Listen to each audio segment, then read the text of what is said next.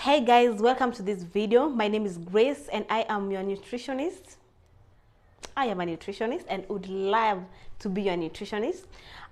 So kindly subscribe and like or share this video to your friends or people that have what I'm going to be talking about. And today it's going to be simple and I'm going to be answering some of the most frequently asked questions when it comes to polycystic ovarian syndrome.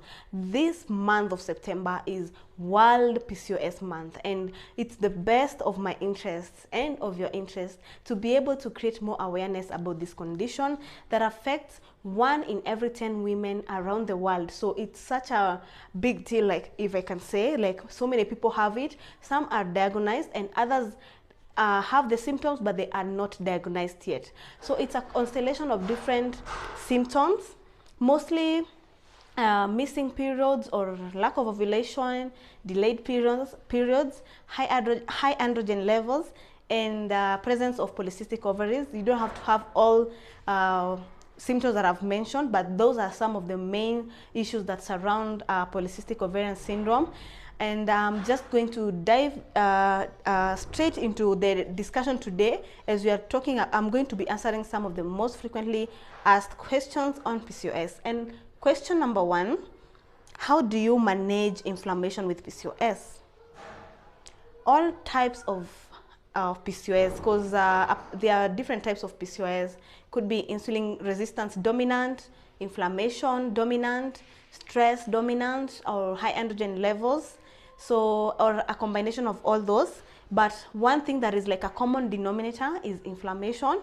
So it's quite common for women with PCOS. So where you would want to start is start taking or eating anti-inflammatory diet or foods.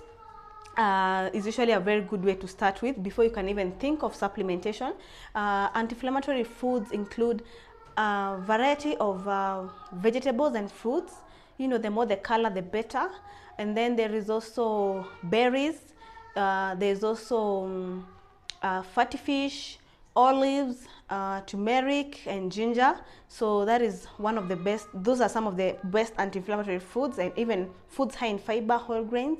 And also, so when it comes to supplementation, my best supplements for that will be omega-3s and curcumin. Yeah. So we go on to the question number 2. Can you heal from PCOS? My doctor said it's permanent. This is the most frequently asked question, and unfortunately PCOS is a lifelong condition, but you don't need to stress about this fact. You need to know that with lifestyle and dietary changes, you can live a life where most of your symptoms are non-existent. So you still have the condition, but you have managed most of the symptoms by looking at what are the drivers or what are causing your symptoms to behave the way they are behaving. But PCOS is a lifelong condition. Number 3, is it possible to grow your hair back with PCOS? Yes, that is the answer, but let me just elaborate. So when thinning hair or hair loss in PCOS is quite common for most women, and or even male pattern balding, you find that your hair starts to like thin and recede, having a receding hairline. So it's quite common, but you can be able to manage this, and most women have been able to hack this. So you need first to understand that what is the cause, what is the main driving issue when it comes to hair loss. So most of the time it's usually high androgens or having a thyroid issue. So if you're able to tackle with the guidance of your say nutritionist or healthcare provider, you can be able to see which is your driver and be able now to work on either reducing androgens or tackle or heal your thyroid. So you also need to remember that for any changes in your follicle, you need to have done the dietary and lifestyle changes for at least 6 months before you can see any changes. So it's not that haraka, it's not that fast, but just trust the process. So number 3, why is it so hard to lose weight with PCOS? Yes, this is usually a main struggle for most clients that have PCOS. You find that they have this stubborn belly fat, especially even more fat on the hips. Yeah, they're just they are overweight, something like that. So remember, PCOS is metabolic condition, and so people with their PCOS usually experience slow metabolism and hormonal imbalances which impede weight loss. So it might be harder for people with PCOS to lose weight, but it doesn't mean that it doesn't happen. It's only that it takes more further intervention. And number one tip to help reduce some weight, you need to make sure that you start a good strength training program, at least 2 to 3 days in a week, and also increase in your daily footsteps or steps count. So you need to aim to about 5 to 7K steps every day, which you can achieve through walking, 30 minutes walk every day, and that will be great, a great way to aid in losing weight. And also you need to focus more on getting quality protein in each and every meal. Like, protein is very important. It will help you gain more muscle, and you know muscle is a metabolically active tissue, so it's very important in boosting your metabolism. So put in some more protein in your diet.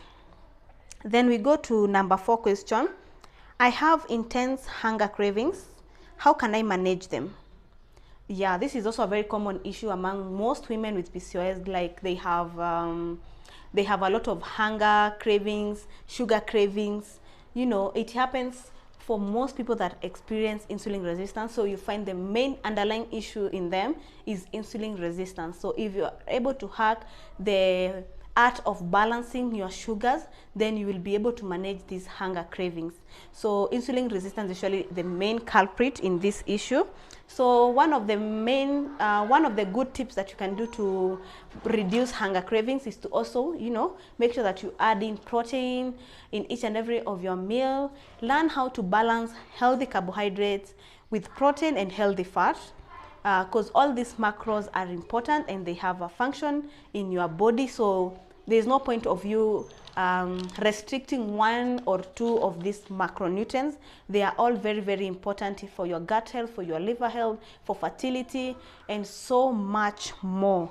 So that is number 1 tip to reducing insulin resistance, and also avoid going for long hours without eating. So learning how to balance your blood sugars is one of the most important thing that you can do to balance your hormones and help reduce these sugar cravings.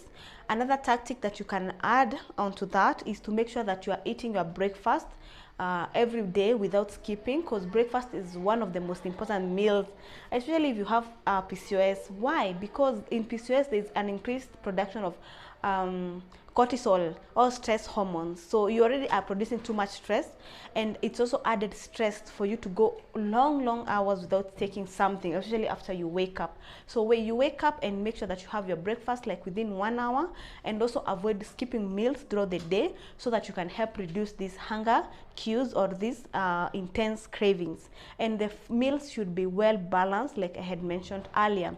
So when it comes to supplementation, because you might want to do to supplement, especially if this is something that you constantly are suffering, or you are fighting mostly, so you want to supplement with supplements such as inositol or berberine.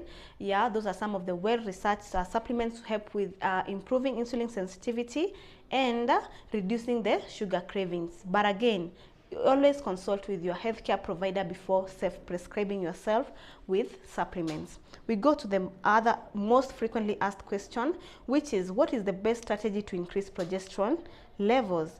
We know that estrogen is as important just like progesterone.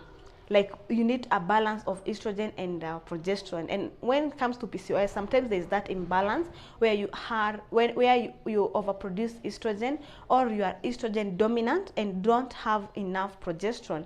So, and progesterone is also very important at keeping estrogen levels normal. So you need a balance of these two hormones, and I'm going to talk about progesterone. So the main issue with progesterone again is the stress. Someone always being in a constant mode of stress can impact on your progesterone levels. So the higher the stress levels, the lower the progesterone levels. So that is usually the main cause for people with PCOS having low progesterone levels.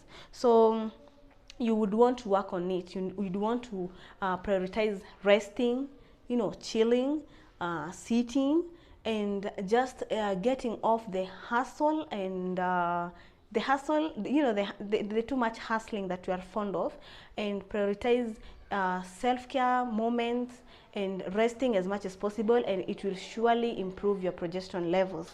So that is just one way. There are others, but that's the main and the most impactful thing that you can do to improve your progesterone levels. Then we go to, how do I lower high androgen levels with PCOS? Yes, it's very common for women with PCOS to have high androgen levels, and especially it comes from insulin resistance. So when you have high insulin, you have the issue of insulin resistance. It kind of signals your ovaries to produce more of testosterone and DHEA, which are all androgen, and then thereby it causes some symptoms such as you know, hair growth at the chin, your receding hairline, or your hair becoming very thin, and it can also cause anxiety, mood changes. Those are some of the symptoms of high androgen levels. So what can you do? My number one tip is to ensure that you get a high strength zinc supplement, and zinc rich sources like oyster is number one, and of course pumpkin seeds, and of course beef liver and grass-fed beef, chicken, fish, and all that. But if you can get a supplement, the better. If you take a supplement, take it within 3 to 6 months, not a very long time, a very long schedule, because of its impact on copper levels. And then number two tip is to make sure that you drink 2 cups of spearmint tea. Spearmint is like a herbal tea that has been shown to lower androgen levels in women with PCOS. It's very important, even for lowering stress levels. It does the magic. So you'd want to swap your coffee with spearmint, you know, and see what changes will happen in your body. Then number 3 tip is to make sure that you are on anti-inflammatory foods always, like we had mentioned.